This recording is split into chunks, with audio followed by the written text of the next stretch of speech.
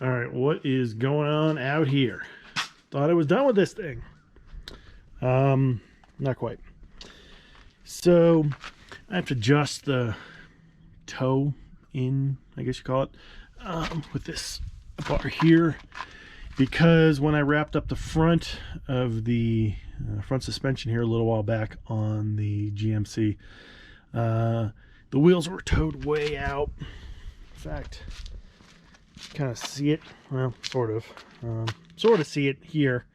It looks kind of weird, all jacked up, but basically they're towed. That's not totally correct, but pretty close, pretty bad there. Anyway, so I need to fix that. Years of gross nastiness on there need to chip away and make that adjustment. And then I think there's one, can't remember, there's one area I couldn't get to grease, so I have to check all the grease points and fix that too, or finish that I should say. That really, at least for now, finishes the front end. Still could do an adjustment on the torsion bar. You could do a tiny little bit of lowering, raising with that, but that's more so when the back's done. Time of year is cold and sunsets early, so I probably won't tackle the back today. Got a couple other things I got to do first anyway in other vehicles. But anyway, just wanted to officially finish the front on this thing, and then maybe drive it a little bit, make sure everything's still good. I haven't driven it forever. That's all kind of its funky angle. But anyway, just one little final update on the front of this thing before we move on to the back. But yeah, let's get this finished up.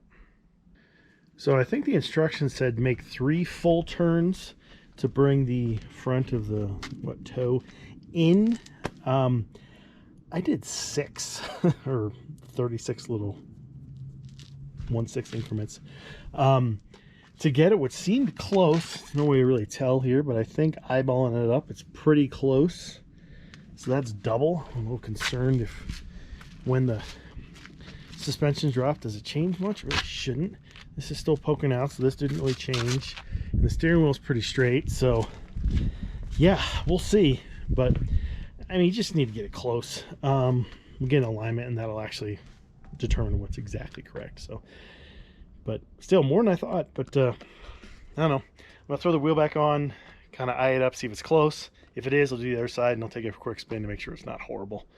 But yeah, and the front's done.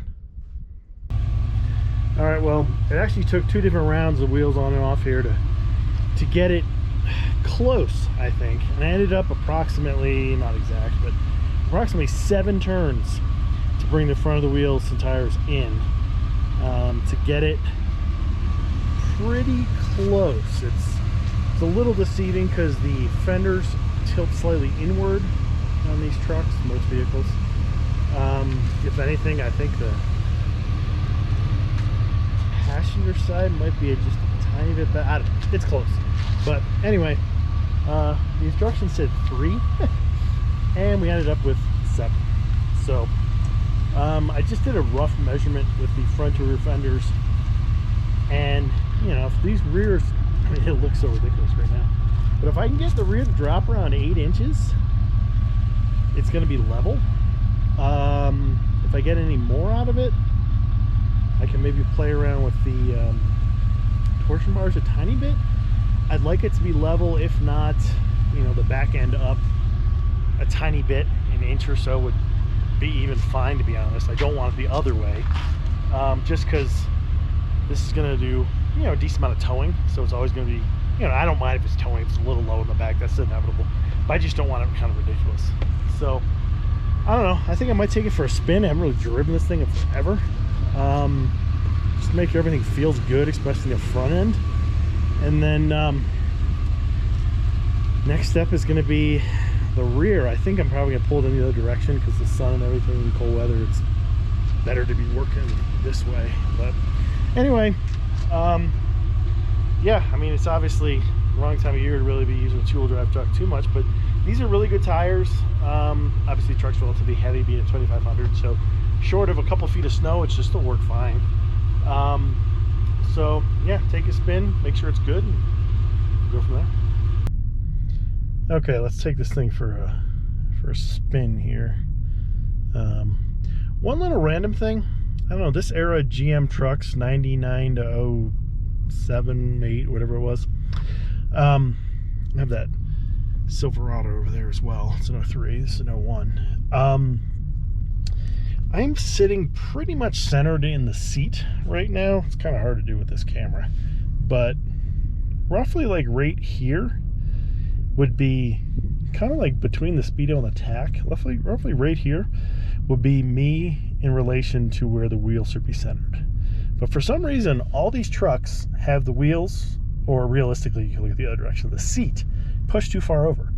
If you're just putzing around and doing truck stuff, you probably don't even notice. But if you're ever attempting to do any kind of like performance driving, which I know is not ideally what these are for, but still, how can you be so off-centered from where the seat in relation to the steering is? I don't know. It's always been odd. Something I always noticed in the old, that truck and this truck the same as well. So anyway, I was able to grease up the other fittings underneath. They were the lower control arm, the back ones. You really just got to get them all the way up, kind of in their driving position, and you could just barely get a grease gun in there to grease them up. So got them done, so they're fully greased. Did 2 adjustments now. My little homemade alignment should be close. Take this thing for quick spins, make sure it just seems good, and then yeah, then it's working on the back. That should be a little simpler, not in the task, you're cutting the frame and everything, but you're not changing really geometry other than the technically changing geometry of the drive shaft a little bit, which should be accommodated in that kit. So anyway, after that we'll get this thing a proper alignment and more or less good to go. Then probably interior and other stuff, because it's kind of a little rough in here. I did take this off, the trim piece is down there, but I did take this off so I could see these extra wires. I think there used to be a light or something above. So anyway, let's take this thing for a spin. All right, just cruising along here. I mean, it seems fine. Obviously it's a bit of a funky angle, leaning forward with the front so low, but we'll take care of that soon. Still kind of a rough rider. I think the front is definitely a little bit smoother, probably just down to new shocks. But anyway, yeah, seems pretty good. Nothing weird, doesn't pull one direction or the other, so I think we're pretty good for now. So I think that's it for this one. All right, well, I think that's it for this one for the moment. We'll get back on the rear suspension here shortly, but next let's take a look at the Silverado and see what's up with that transfer case. Okay, now onto this thing, the 2003 Silverado. It's got a few issues. I've talked about it, I think, in a previous video, but big thing is transfer case. It's junk, unfortunately. So basically the goal here is just to get it out, pop it open, look at it, and probably go, oh yeah, we're not fixing this, but I'll take a look at it at least. So got the front of the truck up on, it still runs and drives, and you just can't use transfer case, or you can't use forward drive, sorry. But got it up on these ramps to get a little more clearance underneath. One critical thing is you want to put like a wheel chock or piece of wood or something on the rear wheels. This is probably not going to go anywhere since it's sitting up on these ramps, but the first step is taking out drive shafts. And once you take out the drive shafts, unless you have parking brakes on or something, your truck's going to be prone to roll. So kind of a critical thing. Make sure you keep it from rolling. So that'll be first thing here. Get these drive shafts out, and then we'll go from there. Okay, drive shafts are out. Pretty straightforward. 4 bolts on the U-joints. 7/16, I believe, come out pretty easy. And then you just kind of, you might have to pry a little, especially if the drive shaft's been there the whole time, but you can just pop out each end, rear and front, and then you just kind of wiggle them out. They'll pop out of the transfer case. Kind of interesting. The rear drive shaft, obviously way bigger, but it is aluminum and it's pretty light. Whereas front drive shaft is steel and is a bit heavier than the rear, despite the size. So anyway, it's getting cold out here, but try to get this thing out. Next is the transfer case. This is really a transmission cross member, but it's actually holding a transfer case up. There's a handful of bolts to get that out. And once that's out, next is actually the six 15 millimeter bolts on studs that actually disconnect the transfer case from the transmission. The only quirk with that is there's a bunch of wires and other stuff, of course, up on the top.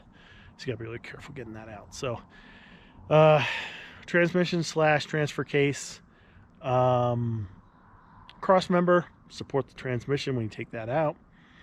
And then, yeah, last little bit will be actually the transfer case itself. Okay, so the cross member is out. That is this right down here. Also the transmission mount, I guess you call it, that goes on the cross member I took out just to give a little more room. Could probably leave it on. I have a jack supporting the transmission right now. Impact is definitely helpful. Used 15 millimeter and I think it's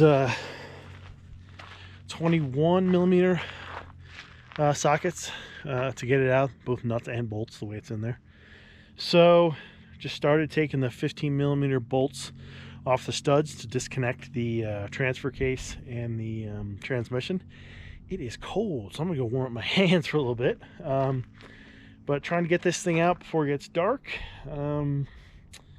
But yeah, the tricky part is gonna be the top bolt, 50 millimeters, apparently a little tricky to get to. And then also, once you get it out, you have some wires, and I think there's a vacuum line or some other stuff up there you gotta get out as well. So pretty close. But yeah, let's try to wrap this thing up. Well, it wouldn't be a wrenching video if I didn't end up working at night. That seems to be the common theme with a lot of these. But anyway, transfer case is out. A little dark down there, but got the 6 bolts out, the plugs, electrical connections, and the some kind of vacuum or vent line. But anyway, got everything out. Just got to do a little cleanup down to there, but we should be good to go. But of course, yes, darkness. I don't know what I'm gonna do, if I'm gonna open it up and see what it looks like and see it's a mess, or just gonna reman one or what. But here it is, the transfer case. There were, like I said, 6 15 millimeter nuts, and these were studs on this end that connected to the transmission. 1 major plug and 3 or 4 smaller electric plugs, 1 or 2 tubes, and yeah, it's out. So yeah, one way or another, either a reman or this thing, probably not this thing, but who knows, reman or something's going back in so we can use the, oh yeah, I just dropped it on me, and not a smart move. Use a jack, or use a transmission jack, regular jack, whatever, but I just kind of muscled it out of there. But anyway, it's out. So we'll get this fixed one way or another, get it back in there. I'm going to use that Silverado kind of as a winter vehicle, tow vehicle, snowmobile, and things like that. And then go from there. But I think that's it for this one. So yeah, thanks for watching, and we'll see you in the next one.